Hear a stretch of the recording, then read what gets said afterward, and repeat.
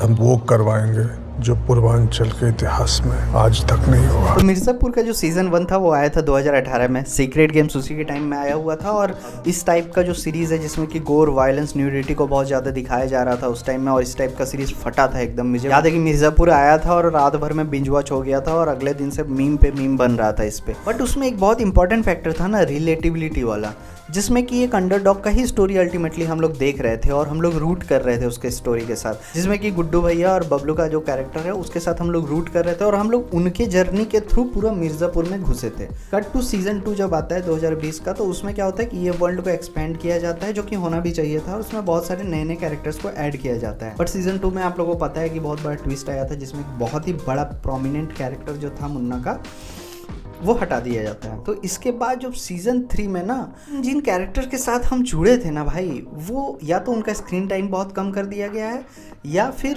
उन्हें हटा दिया गया है।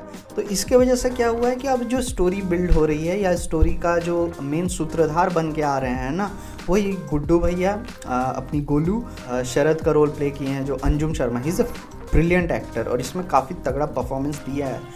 मुझे प्रॉब्लम है कैरेक्टर्स की राइटिंग से। मुझे विजय वर्मा का भी जो कैरेक्टर प्ले कर रहे हैं और जो शरद का जो कैरेक्टर है बहुत ही ज़्यादा अंडरवेलमिंग लगा। स्क्रीन पे आते हैं मुझे उस टाइप का एक्साइटमेंट नहीं होता है जो मुझे मुन्ना का कैरेक्टर को देख के होता था। जो ह्यूमर और जो अनप्रेडिक्टेबिलिटी वाला जो फैक्टर वो लेके आते थे ना, वो चीज़ इसमें मुझे काफ़ी मिसिंग लगा। और ये प्रॉब्लम एक्टिंग की नहीं थी, ये प्रॉब्लम परफॉर्मेंस की नहीं थी, पर प्रॉब्लम थी कैरेक्टर राइटिंग की। ओरिजिनल जो एकदम प्योर मिर्ज़ापुर सीरीज़ है ना, वो फील नहीं होता है। देखो ऐसा स्टोरी, ऐसा पॉलिटिकल ड्रामा टाइप का बन के रह गया है जो कि हम लोग बहुत सारी सीरीज़ में ऑलरेडी देख चुके हैं। महारानी जैसा एक सीरीज़ है जिसमें जो एक फुल्ली पॉलिटिकल ड्रामा है, वो चीज़ हमें एक्चुअली नहीं देखना था ना। हमें मिर्ज़ापुर इसलिए देखना था क्योंकि उसमें जो अल्हड़पन है, जो उसमें एक बकैती है, वो चीज़ बहुत ज़्यादा मिसिंग थी, जिसके वजह से वो एक शाइन फैक्टर जो था सीरीज़ का वो मिसिंग था।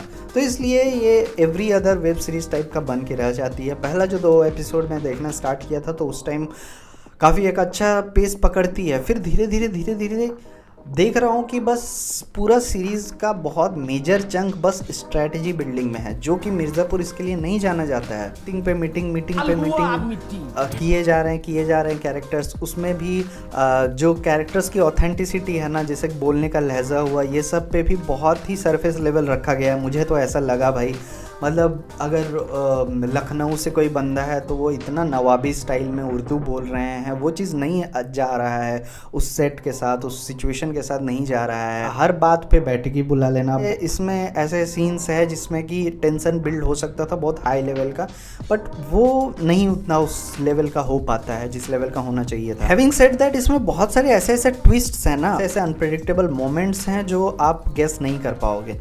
तो कुछ जगह पे मतलब आपका एकदम अटेंशन बांध लेती है ये। जैसे एक वाल्मीकि का कैरेक्टर आता है, उसका जो बिल्डअप रहता है वो मुझे बहुत अच्छा लगा। उसका जो सेटअप है जिसमें में वो बात करता है, और एक्चुअली में देखोगे तो भाई आप यूपी में ऐसा ही है कि वहाँ पे गैंगस्टर भी आके आपको 4 ज्ञान की बातें पेल के चला जाएगा।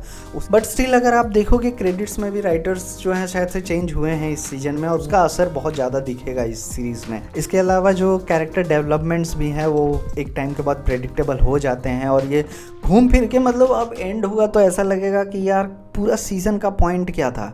लगता है कि ये सीज़न का जो अप्रोच था ना, वो एक्चुअली में थोड़ा मैच्योर टाइप का राइटिंग वो लोग करना चाह रहे थे। बट द थिंग इज़ कि मैच्योरिटी की वजह से मिर्ज़ापुर नहीं जाना जाता है। पॉलिटिक्स और स्ट्रैटेजी को इन्वॉल्व कर दिया गया है, जिसके वजह से कॉन्फ्लिक्ट बहुत ज़्यादा हेवी होना चाहिए था। बट एक टाइम के बाद हमें समझ में आने लगता है कि हाँ, ये किस लिए किया जा रहा है, ये मोहरा यहाँ क्यों रखा जा रहा है। Having said that, positive aspects की बात करूँ तो भाई परफॉर्मेंसेस किसी का भी एक नॉच भी कम नहीं है, सब ने तगड़ा परफॉर्मेंस दिया है। बट श्वेता त्रिपाठी का जो परफॉर्मेंस है और जो अली फैजल ने किया है, पूरा शो को ये दोनों मतलब अपने शोल्डर्स पे लेके चले हैं। श्वेता त्रिपाठी का भी जो कैरेक्टर है, जो गोलू का रोल प्ले करते हैं, उनका ऐसा सटल परफॉर्मेंस है ना, कुछ ऐसा एक्सप्रेशन, कुछ ऐसा रिएक्शंस दिए हैं ना, वो लाजवाब है। तो ओवरऑल अगर मैं बात करूँ तो भाई 10 एपिसोड का सीरीज़ है, लगभग सारे एपिसोड्स 50 मिनट के हैं, तो बहुत ही स्ट्रेच्ड आउट है। बहुत सारी चीज़ें हटाई जा सकती थी, बहुत सारी चीज़ों को इंटरेस्टिंग बनाया जा सकता था, जो कि नहीं बनाया गया। कैरेक्टर्स के साथ पता नहीं क्या गेम चल रहा है, मुझे नहीं समझ में आ रहा है कि कालीन भैया को इतना कम स्क्रीन टाइम क्यों दिया गया। मतलब शो जब एंड होता है तो आपको धीरे धीरे फ़र्क पड़ना बंद हो जाता है कि घूम फिर के तो आप वहीं पे आ गए हो जहाँ से चल रहे थे। तो वो बहुत ही एक टायरिंग सा एक्सपीरियंस मुझे लगा इस शो देखते हुए। काफ़ी क्रिस्प हो सकता था और भी चीज़ें ऐड हो सकती थी। कुछ बहुत ही एब्रप्ट कैरेक्टर डेवलपमेंट्स हैं। It was high time they could have ended in this season only, but फिर भी उन्होंने सीजन 4 में और ज़्यादा वर्ल्ड बिल्डिंग करने का ट्राई कर रहे हैं, इस वजह से शायद और खींचा जा रहा है। एक पॉजिटिव एस्पेक्ट लगी जो एनिमेशन के वे में हम लोग को दिखाया गया है बहुत सारे सिटीज़ को, वो मुझे काफ़ी अच्छा लगा, जिससे काफ़ी क्लैरिटी मिला चीज़ों को कि कौन सा चीज़ कहाँ है, कौन सा चीज़ कैसे है, कनेक्टेड है, सबका डायनेमिक्स कैसे चल रहा है आपस में। तो वो चीज़ मुझे अच्छी लगी। तो आप ऑफेंड हो सकते हो अगर आप मिर्ज़ापुर सीरीज़ के फ़ैन हो तो, बट सीरियसली मैं बोल सकता हूँ कि सीज़न 4 जब आएगा तो आप सीज़न 3 पूरा स्किप करके भी देखोगे तो वैसा कुछ आपको दिखेगा नहीं स्टोरी में। तो ये सब था मुझे जो ऑनेस्टली फील हुआ सीरीज़ को देख के। आप अपना ओपिनियन बताइए, आपको कैसी लगी, आपको अच्छी लगी तो क्या अच्छी लगी। मिलते हैं अगली वीडियो में, तब तक के लिए बाय।